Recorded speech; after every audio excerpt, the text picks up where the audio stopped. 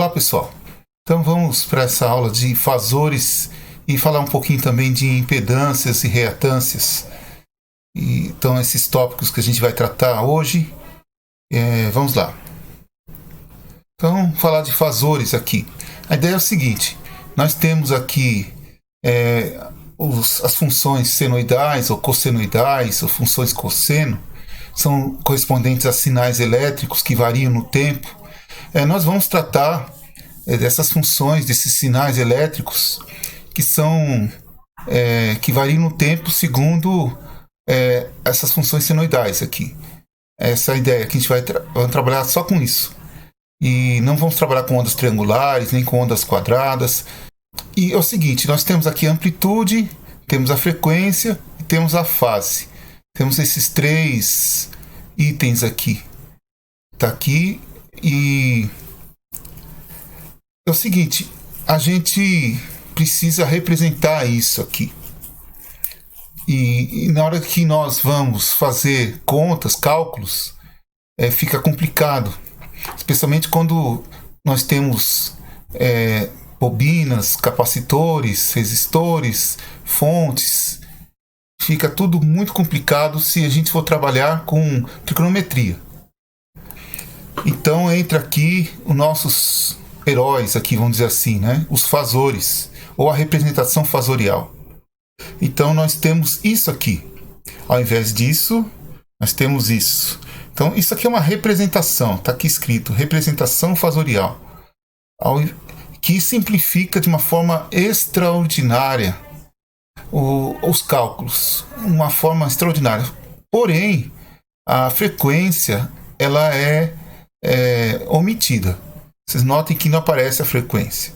Nós assumimos que a frequência ela está igual, digamos assim, ao longo de todo o sistema, todo o circuito. Não tem frequência diferente, tá? Ela está comum a todo o circuito, a todos os componentes do circuito, em toda a parte. Essa é a ideia. E, portanto, nós trabalhamos tranquilamente usando aqui os fasores. Aqui temos uma representação polar, aqui temos o Euler, esse AM aqui são o mesmo, esse θ aqui, esse θ são o mesmo, são formas de apresentar, nós vamos ver.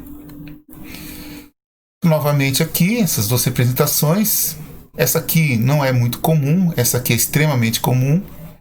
Então tem esse fasor, note aqui esse acento circunflexo, que muitas vezes é um ponto bem forte aqui em cima. Eu gosto muito do ponto, tá? Ele é um número complexo. Se você não ouviu falar de fasores, você deve ter ouvido falar de números complexos. Números complexos eu creio que é algo obrigatório. Vocês ouviram falar de números reais e ouviram falar de números complexos, aquela raiz de -1, ok? Então, o I, o J, ok?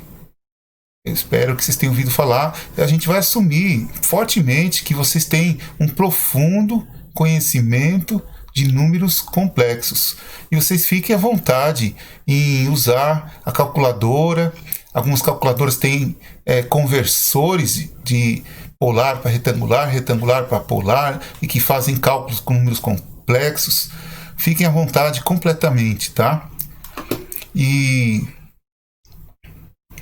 aqui fala o seguinte, você tem esse AM aqui, e o módulo é a amplitude da cossenoide.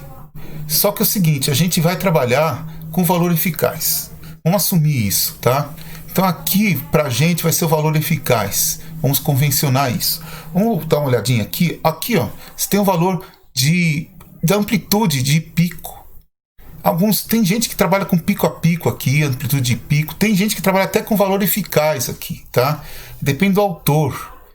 Varia muito. Já vi gente com valor eficaz aqui, outros com valor de pico, outros com valor de pico a pico. É uma bagunça. Mas é muito comum o valor de pico aqui, tá? Muito comum o valor de pico. Mas quando se trata dos fasores, é muito comum aqui o valor eficaz, tá? Valor eficaz aqui, ó, valor eficaz, tá? Então a gente vai sempre pegar é o valor que está aqui e dividir por raiz de 2, ou multiplicar por 0,707, tá? E encontrar o valor eficaz. Então ponham isso na mente, tá? Não esqueçam. E o argumento, que é o que fica aqui dentro dessa chave, é a defasagem, que é a que fica aqui, ó, do lado aqui desse ângulo aqui, ômega t, é o θ, defasagem. Então é basicamente isso aqui. O fasor então não fornece informação de frequência. E aqui a distinção é uma distinção simbólica, né?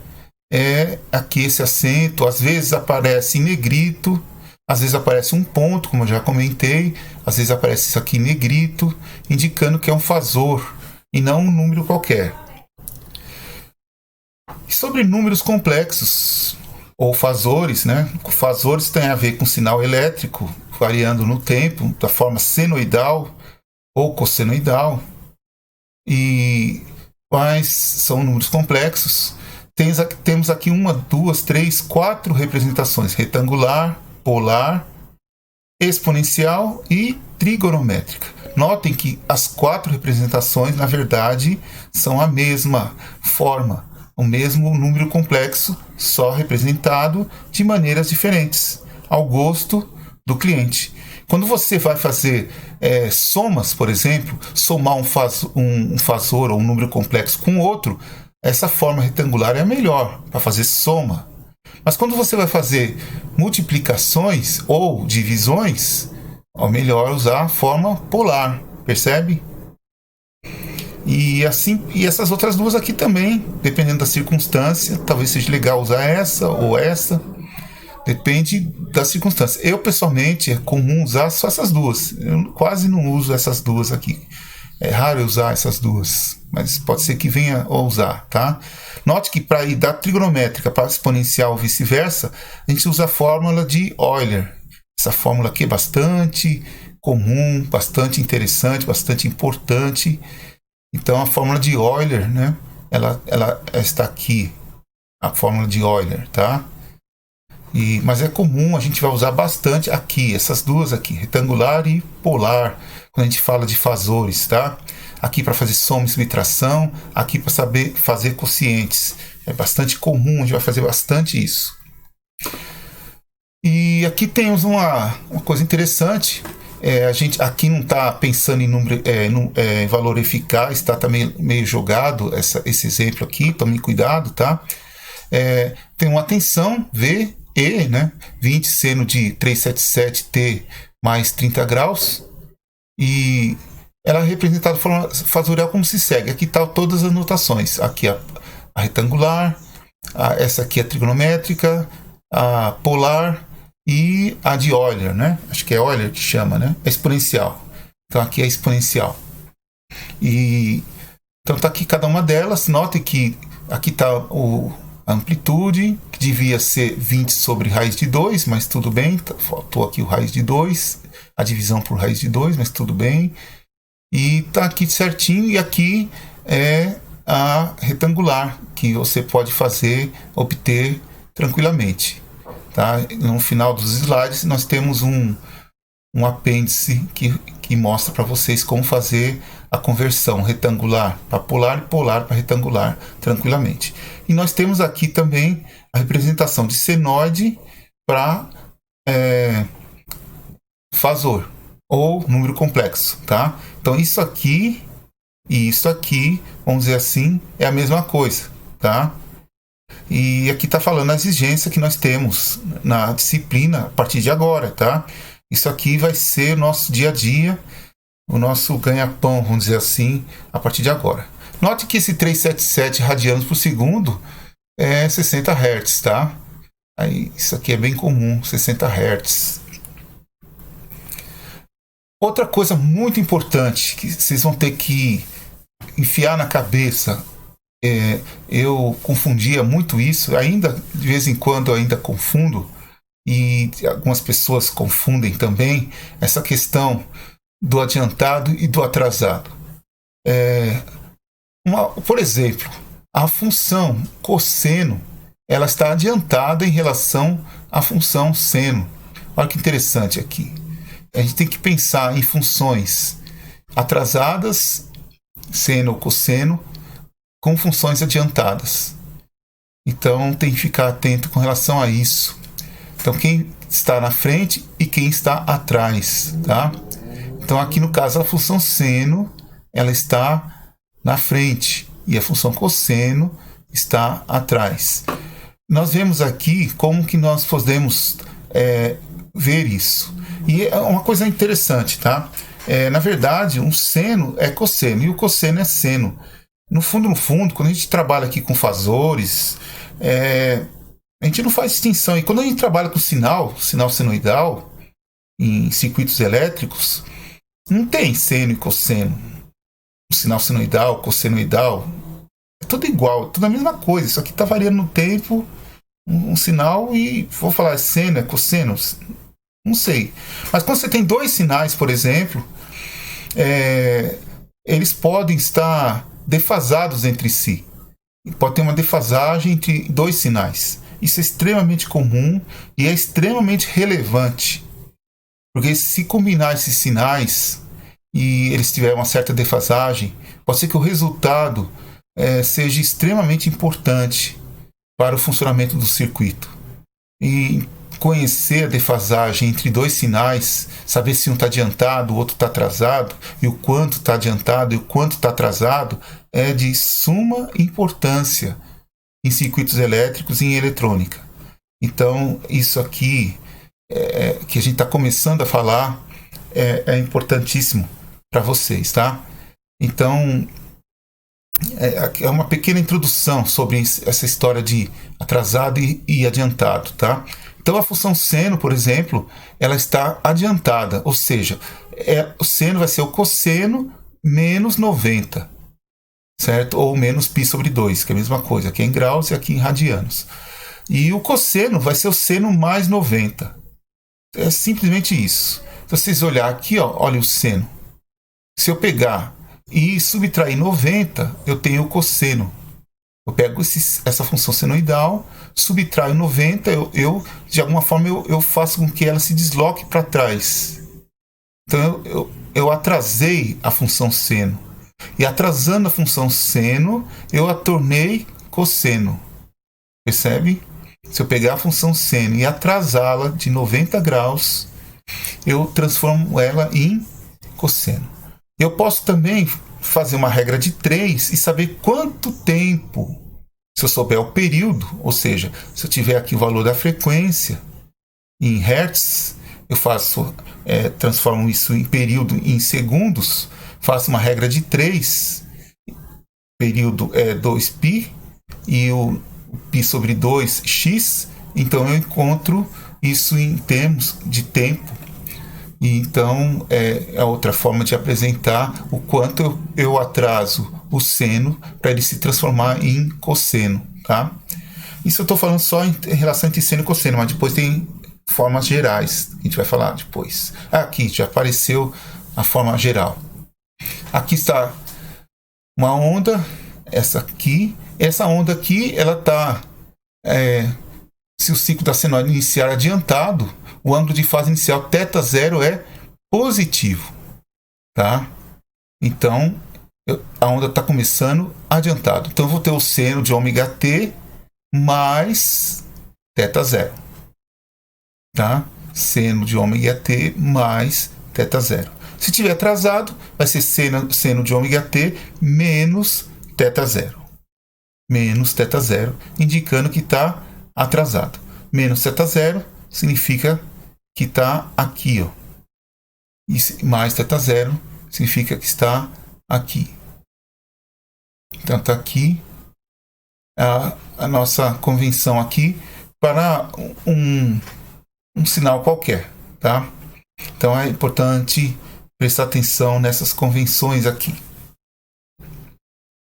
A gente vai ver exercícios logo adiante. Já apareceu aqui um exercício. Eu vou convencionar o seguinte, nessa aula de hoje, para vocês poderem trabalhar um pouquinho mais, eu não vou resolver esses exercícios por enquanto, mas eu vou pedir para vocês resolverem. Esse, por exemplo, a gente tem a resposta no final dos slides, antes do apêndice, Então eu peço para vocês tentarem fazer. Então aqui está cosseno e aqui está seno. Então vocês podem transformar esse seno em cosseno, vai ser necessário, não dá para comparar cosseno com seno. Então você tem que comparar cosseno com cosseno. Então você tem que transformar esse seno em cosseno ou esse cosseno em seno. Vocês já sabem como. E verifica quem está começando antes. E vê quem está adiantado e quem está atrasado em relação a quem. Tá? Aí vê o enunciado aqui do problema. Idem para esse aqui. Só que aqui pede em tempo. Então tem que fazer uma regrinha de 3 em relação ao período. Tá? Note que o período aqui é o mesmo. Ó. Tem que ser. Se não fosse o mesmo, não teria como fazer as contas. Tá? Então, esses 2 exercícios são a aplicação do que a gente acabou de falar. E temos a resposta lá no final. E, claro, né, solicitem a resolução caso vocês fiquem com dificuldade, por favor. Vamos mudar agora um pouco de assunto, tá? Vamos fazer um parênteses e vamos falar um pouquinho de algo muito importante, que é reatância. Vamos falar de reatância resistiva, indutiva e capacitiva. São tópicos extremamente relevantes dentro da parte de corrente alternada. Então, vamos falar primeiro da resistiva, é a mais simples, já tem tudo aqui. Então, temos aqui uma corrente atravessando uma resistência e, portanto, pela lei de Ohm, temos uma tensão elétrica. E aí a gente sabe, né, que tensão é igual a resistência vezes a corrente. A aplicação da lei de Ohm, velha conhecida de vocês. Aqui está aqui a aplicação da lei de Ohm. Temos um sinal que varia no tempo, a tensão que varia no tempo. Está aqui tensão sobre resistência. E lei de Ohm normal, a corrente está aqui, seno de ômega t. Notem que não aconteceu nada aqui. A corrente ela está aqui, um certo Im, que é dado aqui por Vm sobre R, seno de ômega t, e acabou. Houve alguma mudança? Não aconteceu nada. Percebe? A tensão está aqui e a corrente está aqui. Ela tem sua amplitude dada por Vm sobre R. Está aqui a corrente, ela é menor, ó, Vm sobre R. Você aplica a lei de Ohm aqui, de Ohm, e tem a sua variação, seno de ômega t, como a tensão. Né? Você percebe? A tensão elétrica varia assim e a corrente elétrica varia assim. Só a amplitude que muda. Está aqui. A amplitude da corrente está aqui e a amplitude da tensão está aqui, ó, Vm. E a da corrente é Vm sobre R. Só isso. Em fase. Note, está em fase. No caso aqui, a fase aqui é zero. Podia ser θ. Tá?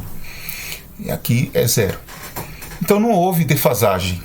A corrente, a reatância resistiva, ela tem essa característica. Ela não produz defasagem. Tá? Muito simples. Vamos mudar.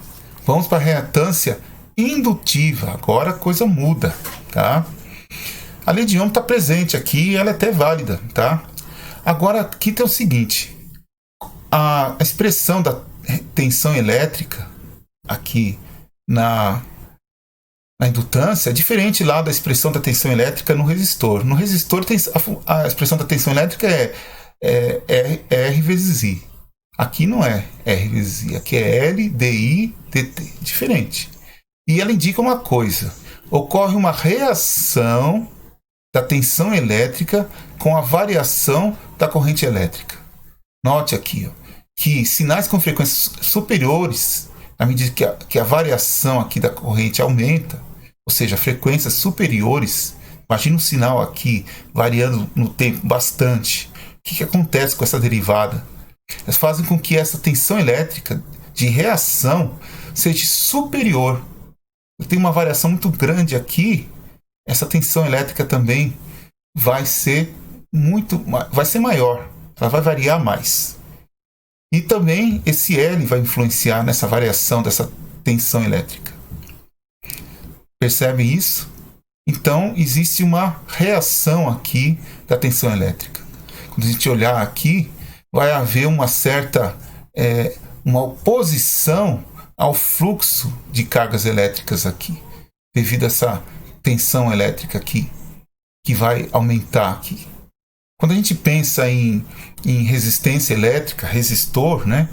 Quando o valor da resistência elétrica aumenta, a resistência elétrica aumentou. Se a tensão elétrica aumentou, é porque a resistência elétrica aumentou. Percebem? E a corrente elétrica, naturalmente, diminuiu. Isso é lei de Ohm. A tensão aumentou, a resistência aumentou, a corrente diminuiu. Então, isso é o que a gente está vendo aqui, tá? Devido a essa derivada aqui. E outra coisa, essa nota aqui ela é muito importante. Fala assim, aqui a bobina ela tem uma tendência natural. É a natureza da bobina ou do indutor. Inicialmente, ela se opõe ao fluxo de carga elétrica. É assim que a bobina funciona. Ou seja, olha aqui. Primeiro ela se comporta como um circuito aberto. A bobina é assim. Na hora que você liga a chave, ela é um circuito aberto. E logo depois, ela se torna um curto-circuito. É assim. A gente já andou vendo isso em alguns exercícios das últimas aulas, certo? E lá na primeira aula a gente já comentou sobre isso. Tá? A bobina ela é assim. Tá? Ela é um circuito aberto no início e depois ela é um curto. Ok? Eu espero que isso seja uma pequena revisão. A gente já comentou isso. Tá? Isso tem tudo a ver com esse comportamento que a gente descreveu aqui. Então ela faz uma oposição inicial, ela tem uma reação aqui à variação da corrente. Ela meio que impede que a corrente varie.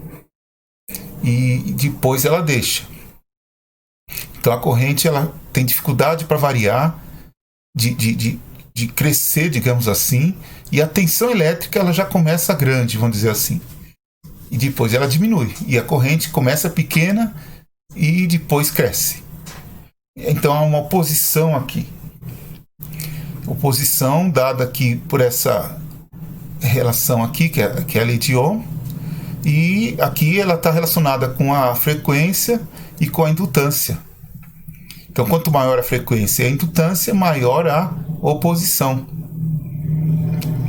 Então, se temos aqui esses dois valores aqui, frequência e indutância, como os determinantes dessa oposição. Como nós falamos aqui nesse texto, frequência e indutância como os determinantes da oposição. Isso de forma qualitativa, uma análise qualitativa, tá ok? Mas vamos fazer de forma quantitativa agora. Vamos olhar isso aqui. Aqui nós temos a corrente passando pela bobina, temos aqui a tensão elétrica e essa corrente está variando no tempo um sinal senoidal. Tá? E aí o que acontece? A tensão elétrica é dada por essa expressão aqui, L dI dt. Vamos pegar essa corrente e vamos colocar aqui. Ó.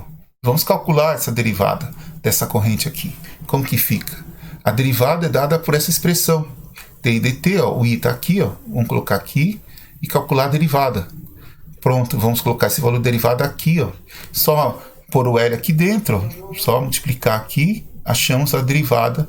Então o VL vai ser isso aqui, essa expressão. E esse aqui vamos chamar de VM, tá? Então vai chamar de VM, vai ficar assim. O VM vai ser essa expressão, tá? Então pronto, temos o VL igual a isso aqui, tá? E já fizemos a conversão de cosseno para seno, tá? Como que fizemos a conversão? Somamos 90 graus. Vimos isso nos slides anteriores. Então agora temos IL igual a IM seno e o VL igual a VM seno. Note aqui, ó, que nós temos aqui a tensão elétrica, ela está o quê? Adiantada em relação à corrente. Percebe? Como a gente já previa que estaria, não? E aí temos esse gráfico. Aqui está o gráfico. Note que VL adiantado em relação a IL. Como tinha que ser, não é? Com relação à bobina ou indutor, né? Assim, a quantidade ômega-L nós chamamos de reatância indutiva, devido à palavra reação, já que ela reage à variação da corrente. E chamamos XL, aplicando a lei de Ohm, vai ser a tensão sobre a corrente. certo? A tensão na bobina sobre a corrente que atravessa a bobina. Aqui está, tá? E aqui a expressão, né? VL igual a VM seno de ômega t, e o IL vai ser IM seno de ômega t, tá? E uma observação final é o seguinte: para um ângulo qualquer diferente de zero, temos essa expressão, tá? Aqui no slide anterior, a gente assumiu o θ igual a zero, para ficar mais fácil, tá? Mas, na verdade, o θ geralmente é diferente de zero, tá? Então, um θ qualquer, se jogar um θ aqui de 60 graus, tá? Faz as contas, vai ser valores diferentes, tá? Geralmente o θ é diferente de zero, só para pontuar. Agora vamos falar da reatância qual? Capacitiva, essa aqui. O que a gente falou para a reatância indutiva é o mesmo que a gente vai falar para a reatância capacitiva, só que de uma forma inversa. É isso aí. Aqui a oposição ela vai ser inversa, relacionada com frequência e capacitância em relação à indutiva. Então, como IC é igual a C dVc dt, nota como ficou inverso. Ó. Lá no indutor era VC, VL, né? VL, atenção. Aqui era o L e aqui era DI dt. Agora trocou, no capacitor troca. Percebe? Então, como IC é igual a C dV dt, indica o quê? Que ocorre uma reação, também corre uma reação, por isso que é reatância, da corrente elétrica, não é mais a tensão, mas é da corrente elétrica com a variação da tensão. Ou seja, sinais com frequências superiores, eu errei aqui, superiores, fazem com que essa corrente elétrica de reação seja superior. E o quanto essa corrente é superior depende também do valor da capacitância. Isso, então, exatamente agora tem uma reação aqui da corrente elétrica, uma oposição aqui da corrente elétrica. Percebe? E aqui o capacitor ele vai ter uma tendência natural diferente lá do indutor, que é favorecer o fluxo de cargas. O indutor ele se opunha ao fluxo de cargas. O capacitor ele favorece o fluxo de cargas. Ele é diferente. Portanto, primeiro o capacitor ele se comporta como um curto-circuito e depois como um circuito aberto. Lá na bobina era um circuito aberto e depois um curto-circuito. Diferente. Então a oposição aqui acontece no denominador. Na bobina era no numerador. Há uma inversão, era inversamente, né? Inversamente proporcional, né? Percebe? Agora acontece aqui no denominador, inversamente. Aqui, ó, inversamente relacionado a F e C, a oposição. Percebe? Agora está acontecendo aqui, não aqui em cima. É só fazer análise inversa em relação ao indutor, você encontra o comportamento aqui do capacitor com relação à variação da tensão elétrica, no caso aqui, variando no tempo com a frequência do sinal VC. Vamos ver isso de forma quantitativa. Aqui foi qualitativa, agora quantitativo. Aqui temos aqui a corrente, não sabemos o valor dela. Temos a tensão. Aqui temos o sinal da tensão elétrica no capacitor. A corrente elétrica no capacitor ela é dada aqui por essa expressão C dVc dt, né? Então vamos calcular a derivada desse sinal aqui. Então a derivada aqui de VC é dada por essa expressão. Só fazer a conta, né? Achamos aqui a derivada ômega Vm cosseno de ômega t. Então vamos colocar aqui, ó, a derivada está aqui, tá? dVc dt, colocamos aqui e achamos aqui C e aqui está a derivada. Então isso aqui já vai ser a nossa corrente IM.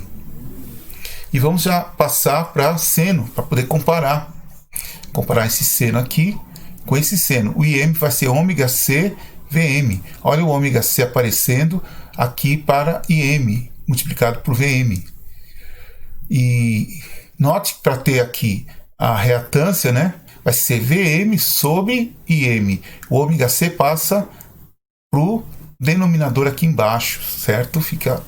É bom ficar atento com relação a isso. E note aqui que o IC vai ser igual O IC vai ser igual a IM seno de ômega T mais 90. E aqui o VC, VM seno de ômega T. Quem está adiantado aqui, quem está atrasado? Note que agora quem está adiantado é a corrente. Quem está atrasado é a tensão. A corrente que está somado 90 graus. E a tensão não. Percebe? Então, olha aqui. A corrente elétrica adiantada e a tensão atrasada. Percebe? Mudou o comportamento, né? Em relação ao indutor.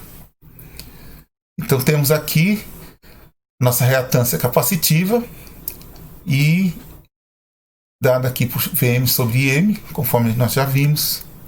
E a observação aqui, anota, temos aqui o θ qualquer, né? Não zero, como a gente viu anteriormente. E agora vamos falar, já que falamos de reatâncias, vamos falar aqui da impedância. Às vezes eu penso em impedância como sendo reatância mais completa. Eu penso na impedância como sendo a reatância, pensando já nessas fases aqui. Na forma como eu penso na impedância como a forma como a reatância modifica a fase do sinal. É isso mesmo. Eu penso na impedância como sendo a forma como a reatância modifica a fase do sinal. Isso, exatamente isso. É a forma como eu pessoalmente compreendo a impedância.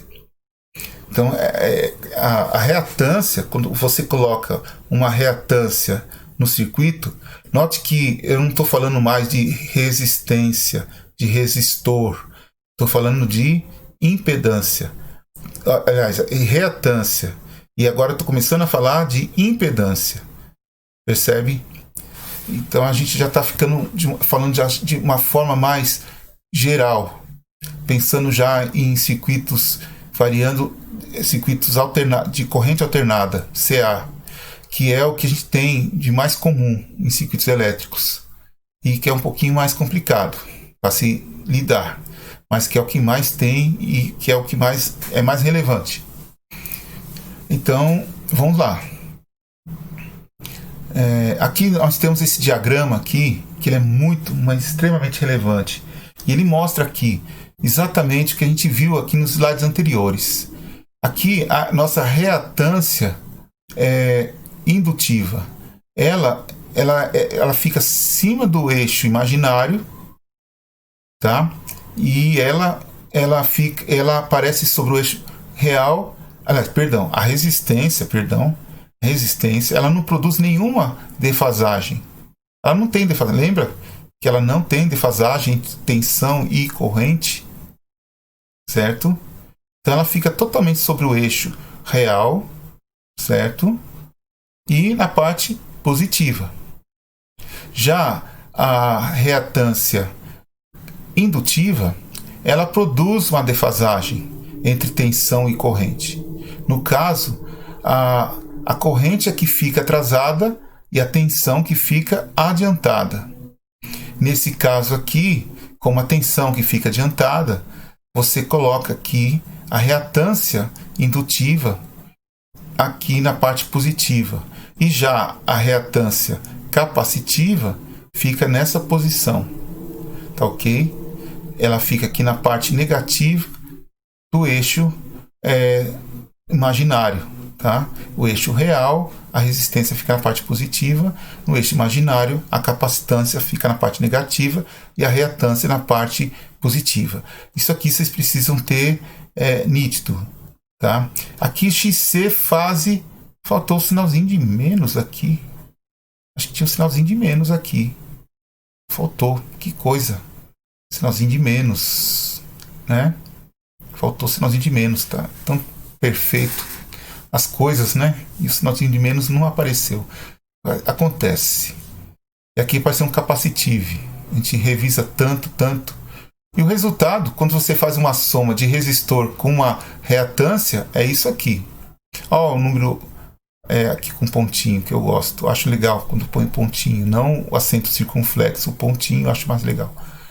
Então fica a resistência somada com uma reatância, aparece desse jeito. Nesse caso, como tem um mais, deve ser uma reatância indutiva. Se tivesse um menos, era uma reatância capacitiva. A gente vai ver isso melhor já já.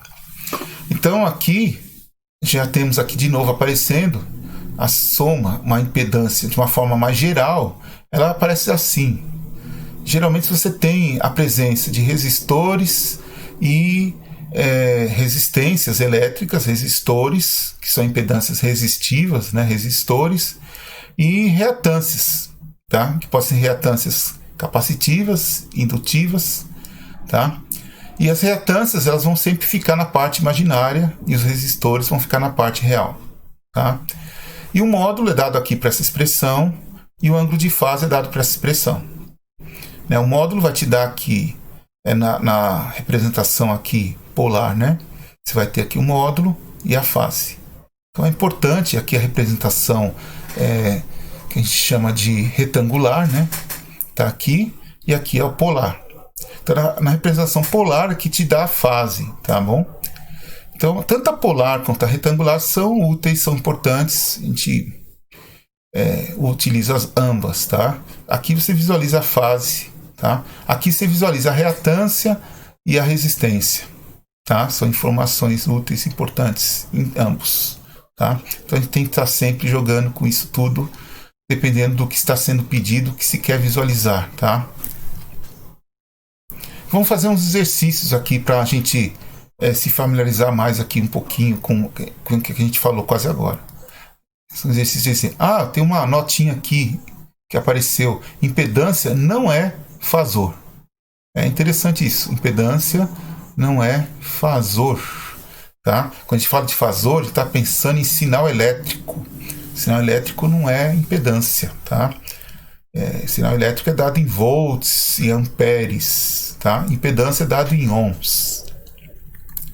Aqui tem um exercíciozinho aqui. Desenhe o diagrama de impedâncias para o circuito e calcule o valor da impedância total. A impedância total que está aqui, ou impedância de entrada. Então temos um resistor em série com uma reatância indutiva. Tá?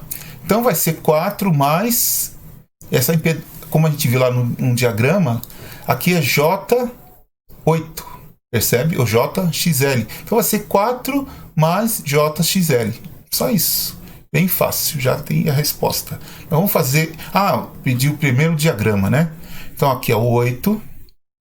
Aqui é o XL, é 8. Tá aqui, ó. E o 4 aqui, ó. Você pode fazer isso em escala, né? Você pode usar uma folha de papel milimetrado e fazer isso aqui em escala, tá bom? Faz em escala, tudo direitinho, traça direitinho a reta, tá? Pega o transferidor, obtém esse ângulo, tudo bem, tá? Se quiser, pode usar Pitágoras, né? O quadrado, a soma do quadrado dos catetos vai ser o quadrado da hipotenusa, né? É isso, né?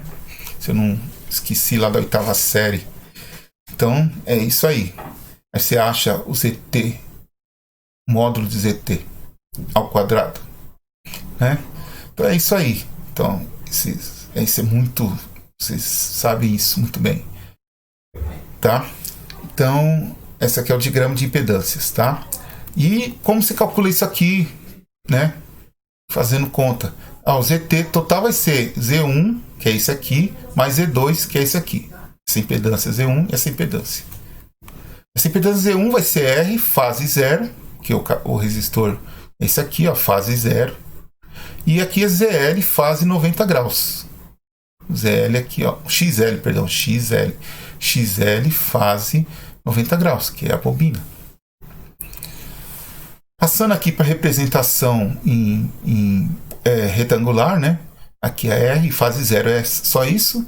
E XL, fase 90 graus, é isso aqui. O XL a gente sabe que é 8, aqui é 4, pronto. E aqui, isso aqui a gente pode passar para polar, faz aqui as continhas, ó. Faz aqui a Pitágoras, né?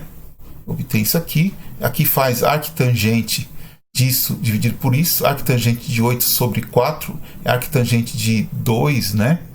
Acha isso aqui, arctangente de 2, usa a calculadora.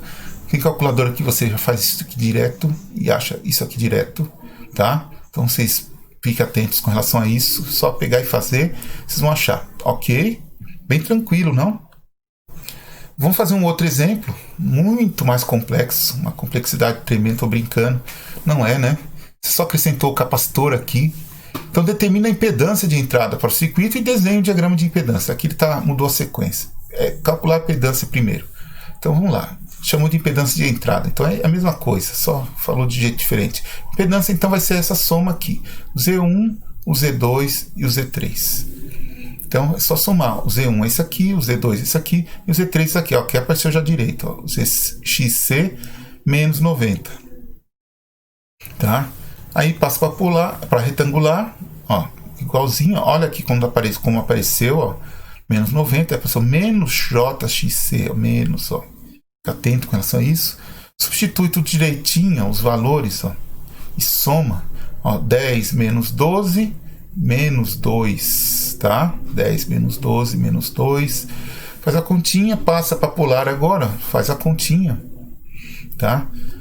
Aplica a lei de Ohm. Fica atento aqui com relação à arctangente, porque esse cara aqui está no quarto quadrante. Então, ó, o ângulo está lá, menos 18. Se você bobear, você vai colocar mais 18 aqui de bobeira, tá? Está no quarto quadrante. Presta atenção no quadrante, tá? E aqui está o diagrama. Olha aqui o diagrama, XL aqui, a resistência aqui, o XC aqui, o XC é maior do que o XL, né? Então, a subtração deles fica esses 2 ohms aqui pequenininho. Faz a soma, ó, aqui onde aparece no quarto quadrante, ó, o ZT, percebe? Tá? Se confundir as coisas, põe ele aqui no primeiro quadrante e dá tudo errado, tá? Mas aqui o diagrama mostra direitinho o resultado, fica bem didático, bem visual, tá?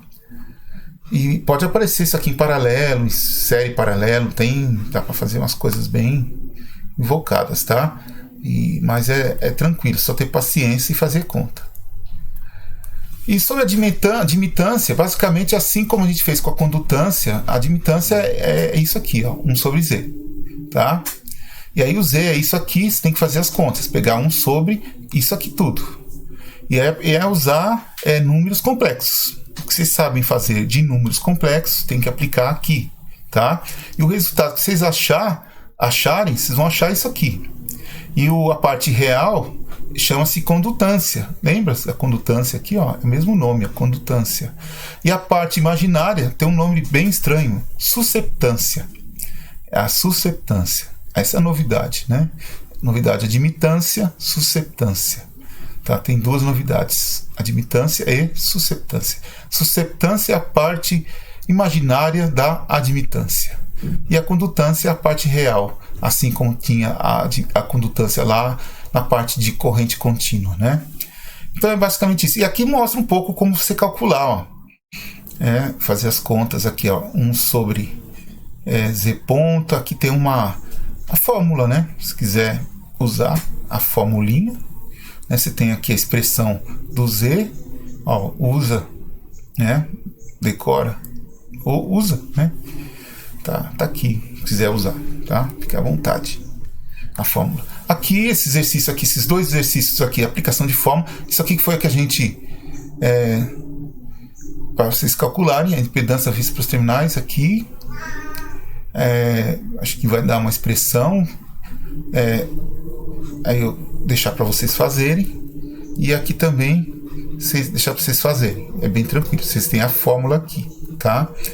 E aqui também para vocês fazerem, tá bom? E se tiverem dúvida, falem comigo, e eu creio que tem resposta lá no final, alguma coisa assim, tá? Aqui tem exercícios complementares, se vocês que solicitarem, eu tenho as respostas e também posso fazer, tá? Esse aqui já tem resposta em todos eles, tá? Esses aqui estão com resposta, tá? E são só de números complexos. Aqui é números complexos para treinar, tá? Quer treinar números complexos, aqui é a oportunidade. Aqui é de fazores. Esse aqui é bem tranquilo de fazer, só para relembrar mesmo. E esse aqui também é tranquilo de fazer, tá? E aqui estão as respostas. 1, 2, 3, 4, 5 e 6. As respostas estão aqui, todos eles, tá? E aqui um apêndice, conversão entre formas, polar retangular, retangular para polar, polar para retangular. E aqui tem alguns exercícios feitos, resolvidos, tá? Exercícios resolvidos. E qualquer dúvida, peço para vocês entrarem em contato, tá bom? Beleza? E então até a próxima. Valeu!